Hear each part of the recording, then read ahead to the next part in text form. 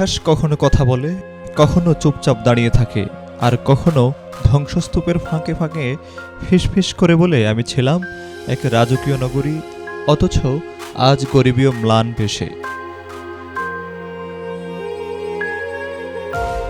রাজা জমিদারদের বিলাসিতা, ব্যবসায়ীদের ঐশ্বর্যের পানাম নগরী আজ সময়ের নির্মমতায় পরিত্যক্ত এক নগরী। ঢাকার অদূরে নারায়ণগঞ্জের সোনারগাঁয়ে দাঁড়িয়ে থাকা এই নগরী একসময় ছিল বাংলার অর্থনীতি আর রাজনীতির প্রাণকেন্দ্র।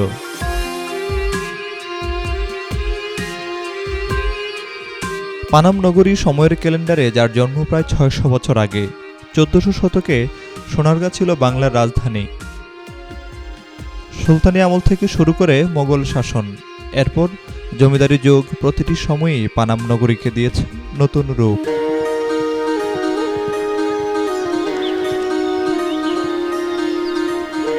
ইতিহাসবিদদের মতে ঈশা খাঁর আমলে সোনারগাঁ ছিল ভাড়ামিয়াদের অন্যতম শক্তিশালী ঘাঁটি।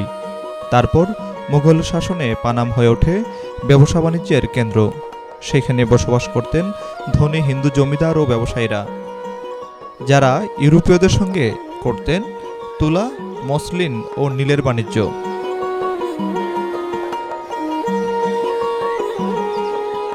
মাত্র ৫০০ মিটার দীর্ঘ এই নগরীতে রয়েছে ৫২টি ঐতিহাসিক ভবন।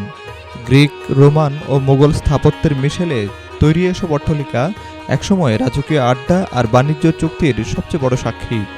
বড় বড় দরজা, লোহার গ্রিল, রঙিন কাচের জানালা, সবকিছুই বলছে এক সময়ের ঐতিহ্যের কথা।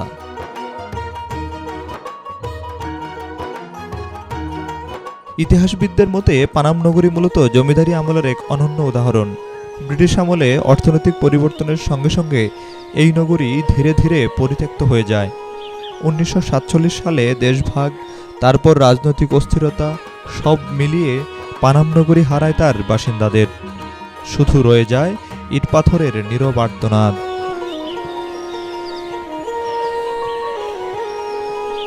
পানাম নগরী কোনো পরিত্যক্ত শহর নয়, এটি আমাদের গর্ব, আমাদের অতীতের আয়না। রাজা জমিদারদের আমল পেরিয়ে আজও দাঁড়িয়ে আছে ইতিহাসের প্রহরী হয়ে। ইতিহাস সংরক্ষণ মানেই ভবিষ্যৎ রক্ষা করা। পানাম নগরী বাঁচলে বাঁচবে আমাদের পরিচয়। Desk report, B news 24।